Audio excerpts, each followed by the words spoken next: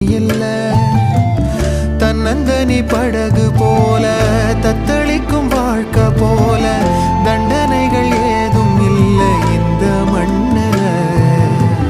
நீரிலே பூத்தாலும் பூக்களின் வாசங்கள் தண்ணியிடம் சேர்வதில்லையே. என்ன விதியோ அன்பிலே அன்பிலே இந்த மனம் வாடுதே, கண்ணிலே ஈரம் சேருதே.